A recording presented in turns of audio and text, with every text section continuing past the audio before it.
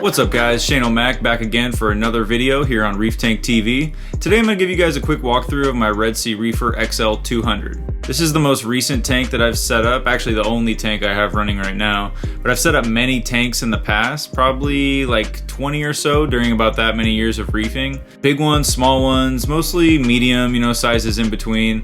At one point I actually had 6 systems running in one little spare bedroom back when I lived in Colorado. Good old days.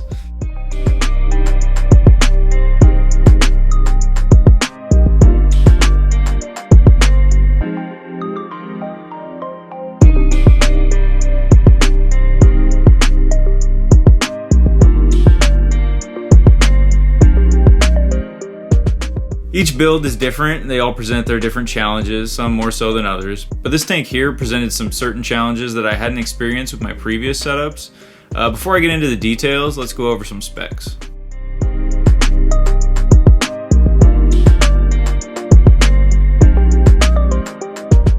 The tank has been up and running since September 2nd, 2020, so it'll be 2 years old in a couple of months. It looks like a perfect cube to the eye, but it actually isn't. It's 24 inches in length, 22.6 width, and 21 inches high. The display is 42 gallons with an 11-gallon sump, so that gives us 53 gallons of total water volume. When I set this tank up initially, the first hurdle was the aquascaping.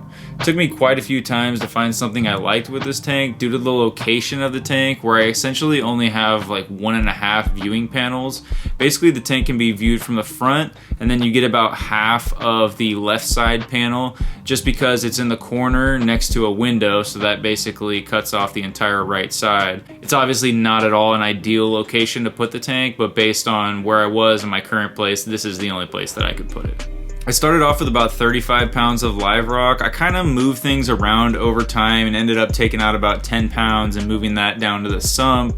I ended up eventually getting rid of that rock, taking it out of the sump. I added a little bit more, so it's been tweaked quite a few times. I'd say this is about the 3rd or 4th completely different iteration of the Aquascape, and it's been like this for about 6-8 months now, and I think I like it where it is. The other main challenge with this tank has been managing evaporation. Because of the limited space, I ended up using the small reservoir with the float valve setup that comes with the tank. The RO reservoir is only 1.8 gallons, which makes it kind of difficult keeping up with evaporation at times, especially if I wanted to be away from the tank for more than 2 or 3 days. When I move this tank, I'm definitely going to make sure I have room for a larger res, and I'll go back to my good old trusty Toonsy osmolator. Overall, I really like the build quality of the tank itself. The 3/8 inch glass is incredibly clear on all 3 panels. It's got the beveled edges, so it just looks really crispy in person. The stand is decent as well, although you should probably expect to replace the hinges on the door every couple years. Mine are already pretty rusted out and are going to need to be replaced soon. My main beef with the build quality is the plumbing, which leaves a lot to be desired in my opinion, especially the gate valve. It's all around janky and awful, and I avoid messing with it at all costs.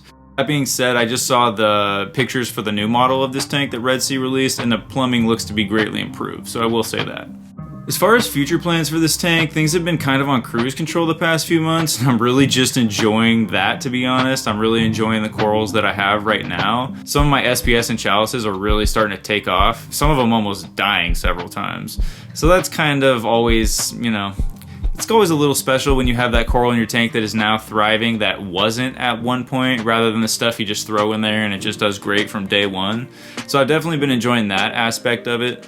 Now that things have become relatively stable, I'm going to start gluing more things in place, kind of in their permanent spots. Up until about a week ago, I hadn't actually glued anything in place. Now, I'd say about half of the stuff in the tank is glued in place, and I do need to shore up the integrity of the rockwork in a couple of places, maybe on the left side. As far as corals that I'd like to add, I'd really like to put a couple of scolies down on the bottom. Maybe add just a couple of more acros on the upper part of the left side of the rockwork, and then I left some space over on the right side of the rockwork, kind of halfway up where there's that 1 or 2 gonnies right now. I'm going to add a few more gonnies in there and do kind of a gonnie garden, which I think will be really cool. But that's about it as far as stuff that I want to add to the tank. Overall, I've really enjoyed this tank. It's definitely presented me with some obstacles, but if you've been in this hobby for any considerable amount of time, you know that's half of what makes it fun anyway. Trying to figure out, how to solve this problem, how to solve that problem, tinkering a little bit here and there and seeing what changes, give you which results. That's always been half of the fun for me. If we just set these things up and they were always on cruise control, I honestly think I'd get bored of it after a while. I definitely plan on doing doing a lot more of these videos and keeping you guys posted on the progression of the tank. It's always fun for me too to be able to look back. Like, I have old videos of tanks that I had up 10, 12 years ago, and it's a trip for me to be able to go back and see where I was in my progression in the hobby, see kind of where the hobby was overall, because things are constantly changing. So I definitely plan on kind of documenting the progress of this tank as it matures, and doing a lot more videos. If you guys have any questions, feel free to leave them in the comments. I enjoy interacting with you guys, and I definitely will try to answer as many of them as I can. Thanks for watching. I'll see you on the next one.